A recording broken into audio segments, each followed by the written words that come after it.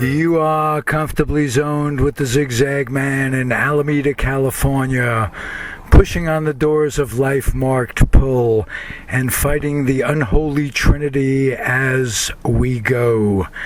Big business, organized religion, and government.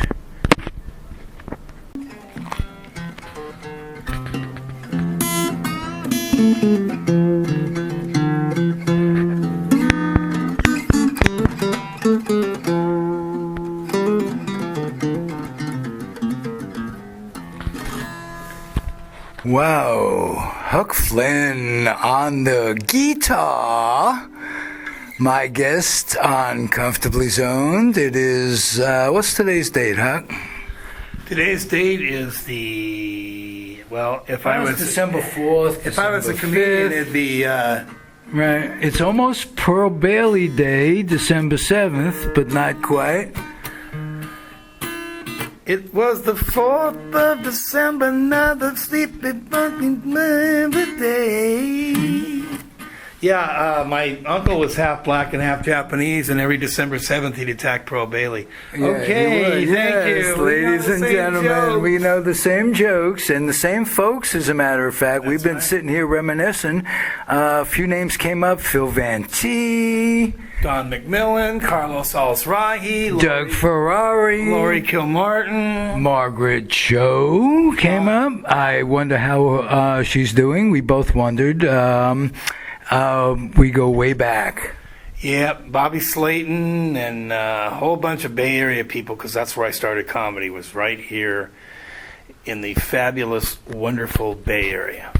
Most of my memories, my good memories of the comedy scene back in the 80s, late 80s, early 90s, when we were getting started, revolve around two places. The Rose and Thistle, where John Cantu, a great friend and a wonderful mentor on some levels, he said once to me after I got off stage with my political act, he goes, you got a lot of great opinions and stuff like that about politics and stuff. He says, every now and again you could throw in something funny. That wouldn't hurt either. It's a comedy club, for Christ's sake. No one wants to hear about Reagan's colon.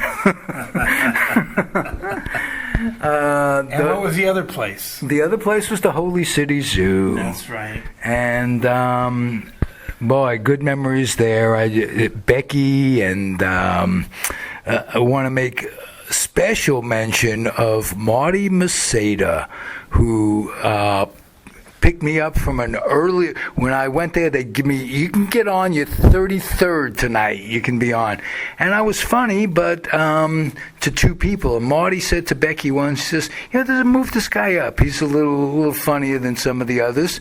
And so Marty's still out there. He's my Facebook friend, and good memories to share, huh? Yeah, I know Marty. I reminded him recently on Facebook of our wild night in Winnemucca, Nevada. Winnemucca. It's the gateway. If you're going up towards Banff, you stop at Winnemucca. Well, Winnemucca is an old native word meaning, at least I'm not in Elko. So there you go, right there. So that's right, going up to Elko. The two places I remember in the Bay Area were, of course, the Holy City Zoo, although I was just a little late for that gig, but the other cafe in the 8. That I didn't do. That was a cool one. But I actually came just slightly after all that. Marty Cohen and Bruce Baum helped me get into the comedy business accidentally. I went to the Foo Bars in Martinez and with Marty, who was on K-Fog at the time, and I was plugging my music gig at the North Beach, the marina, the gig in the marina, and Marty said, "Hey, come out to Martinez in the East Bay. I'm doing Foo Bars," and I went out and saw his show and hung out with him and the owner John Tebow afterwards, and they were smoking a joint in the parking lot, and I was hanging out with them, and Marty said to John, hey, why don't you get Huck up there with the guitar, kind of different. And Tebow said, okay, come by tomorrow night. So I sat in, did a guest set, looked like hell, but I didn't care because I wasn't expecting anything. And I went up there and I knew 2 songs and two song parodies and 2 jokes. And the crowd went crazy, and they hired me for, a couple months down the road. And then I got so excited, I called my buddy Bruce Baum. He was at Roosters in Sunnyvale, and I was all excited, and he asked Tony if I could come down on a Friday night and do a guest set. Tony never let anybody do a guest set on a Friday. And he said, okay.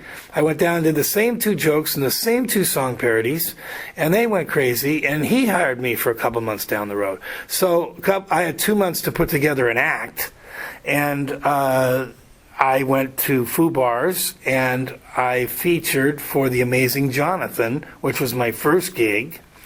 It was a little rough on Tuesday, Wednesday, but by the weekend I pulled it together nicely, and then I went and did Rooster T. Feathers and opened for Bill Engvall, who I'm still friends with today, and that was really a great gig. All those gigs back then, the houses were packed and the gigs were great. Then I went on to do the Punchlines, and I went on to do other clubs around the Bay. And then I started opening for bands. I opened for Marshall Tucker in Roseville, California. I opened for CCR out of Canoctai. And I've opened for everybody from Black Oak, Arkansas to Sha Na Na with Lone Star and Travis Tritt and America and Elvin Bishop and Mickey Thomas in between. Very, very cool. Nice ride you're having. That's the best I can tell you. Is, you are enjoying it. You have a smile on your face. You got a good spirit about you, and you're having fun. Let's talk real quick, because we are, through no fault of our own, and we've planned this up against it time-wise.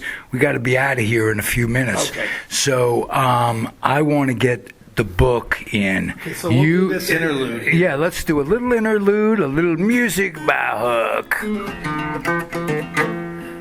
69, got it on. Spend my time in Vietnam. Spend my time Vietnam.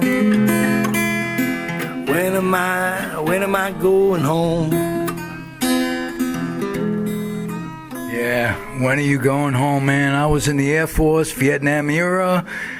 You were over there, and we were talking off air about how Travis used to send all the troops over there. People would come in and out, and I'd see them coming in when I'd take them from the San Francisco airport, my Chevy Impala, charge them with the bus drive, and take them to Travis, take them to the terminal, and pick up GIs coming back. And they were much happier coming back, but you know what? They all had looks on their face coming back like, we are different. Going over there, lining up to go over there, they had looks on their face like, am I going to stay in line, or am I going to make a run for it? I can't go over there, yet I have to go over there. But they had innocent faces. When they came back, their faces were different. For life. Right. And you know what? We were talking about this off the air too. We're both former GIs, loyal Americans. We're both peaceniks. We can't stand what the veterans have, veteran associations, what they're doing. The veteran associations, the government, the hospitals and what have you, how they're treating the veterans when they come back. It's horrible. This is 50 years, 40 years after Vietnam, and nothing has changed. We're treated like shit. Well, they have gotten a little bit better. I've been to the VA lately, and I notice a big concern about taking care of the vets, and they've treated me pretty good, and I go around there and do shows for them for free, and I notice a change. When I came home, no.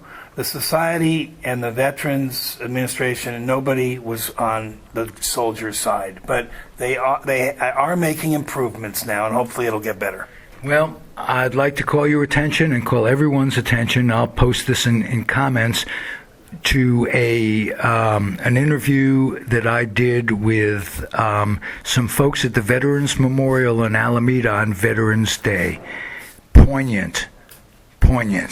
They are not doing well by our returning veterans. They are doing better, but not well. And you know why? Because there's no funding. There's no funding because all the money is going into new technology for wars, for future wars, for drones and stuff like that. And they are not liquidating the churches and synagogues, or not liquidating, but not charging them taxes. So there's no money around, and it goes on and on. No funding, no social programs being met. You know, George Harrison did a benefit for Bangladesh in the 70s, and Springsteen does some big benefits, and Bonnie Raitt and Jackson Browne do some big benefits for the environment. Why don't we get together and do a couple huge concerts every year for the Veterans Administration so we can give them some money? Well, we'll probably raise millions for them. There are enough comedians, Bob Pritchard. I was talking to my friend Doug Ferrari the other day. Let's indeed get some of the talent in the Bay Area and get it going and raise some money for these folks. If nothing more, raise awareness of the situation. Right. You know, but go ahead. When I was over there, Dennis Franz spent a year over there, and Oliver Stone spent a year over there. So there's a lot of celebrities that were in Nam, a lot of musicians, a lot of comics, a lot of movie people and writers. Anyway, the reason I'm here today is to talk about my book, Rockin Nam, which is available at my website, www.huckflyn.com or amazon.com. Okay? And what happened was, I was working in Hollywood, thanks to my uncle Bob Turtello. I was working in Hollywood as a songwriter for Frankie Lane's publishing company on Sunset Boulevard. The office was run by Marshall Lieb, his son-in-law, Marshall Lieb, who 10 years earlier graduated from Fairfax High with Phil Spector and started a little band called the Teddy Bears, named after the Elvis song. And their first hit was a #1 hit, To Know 'Em Is to Love 'Em.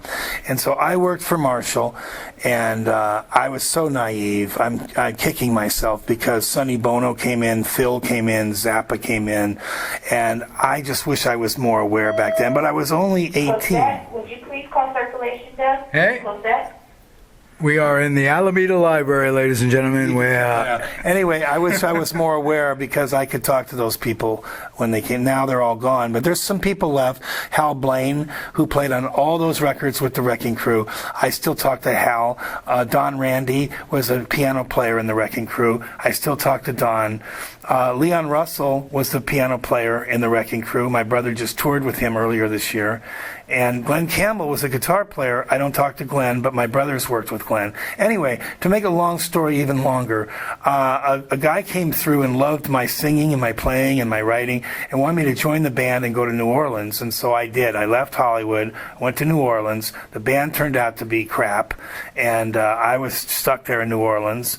And I called home, and my mother said, "There's a letter here from the Army." I said, "Open it and read it to me." She said, "Your draft lottery number is 15. I said, "Oh, my goodness." So I went down to... Oh, those are the words you used.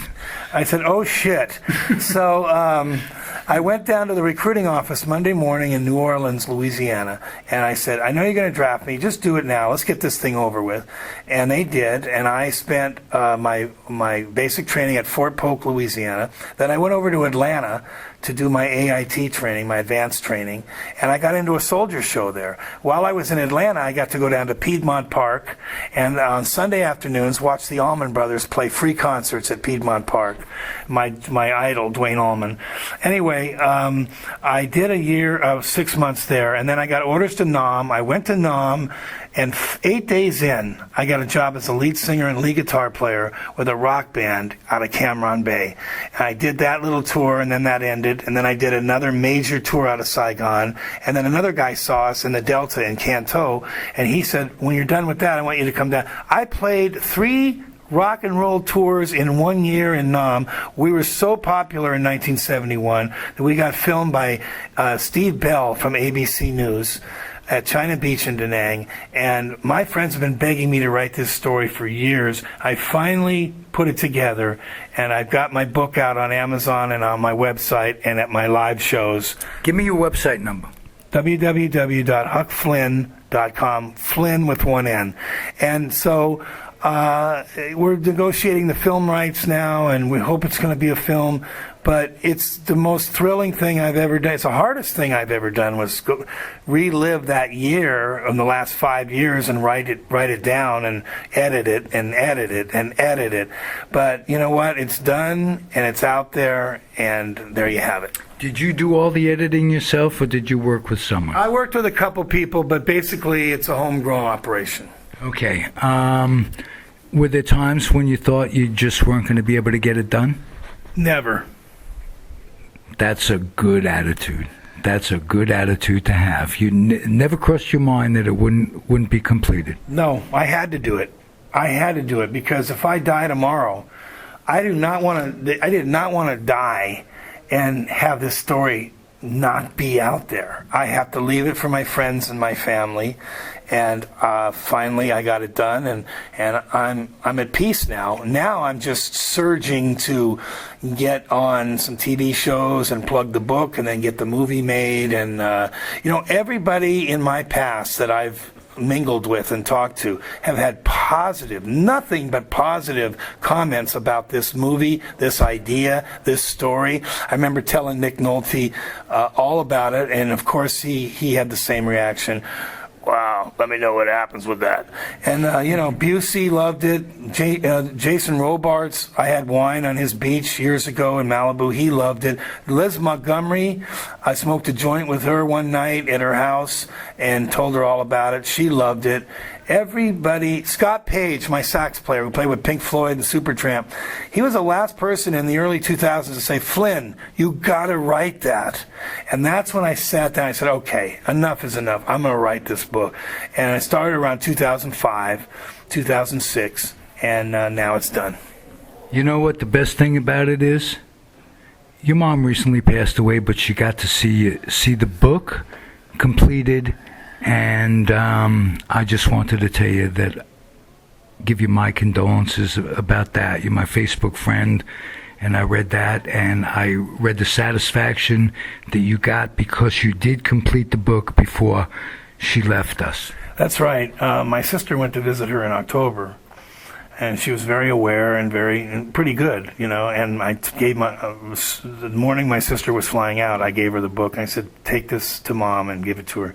And she did. And then I got to call her on November 8th, her 83rd birthday. That's my birthday, too. November 8th. How apropos that you were born on Election Day. But anyway. I thought it was Erection Day. I live in a Chinese neighborhood. I thought it was Erection Day. But anyway, I talked to her on November 8th, and I made her chuckle, and we had a conversation, and a week later, she passed, and she had a great life. She made sure I did. She's the reason I graduated from high school, okay? And I was a wild kid, and she did what she could for me, and it worked out. Beautiful. Hey, this has been wonderful having you here. You'll come back? Thank you, Ralph. I would love to come back, man, anytime. All right. And you had fun? I had a ball. So let's just leave the audience with a few thoughts. I do this every week. I want you to keep your humor dry. I want you to keep your dreams wet. I want you to keep your children out of recruiting stations, military recruiting stations. I want you to keep your children, these are your kids, I want you to keep them off the laps of clerics that wear dresses. And I want you to keep on keeping on. Thanks a lot, man. Thank you. All right.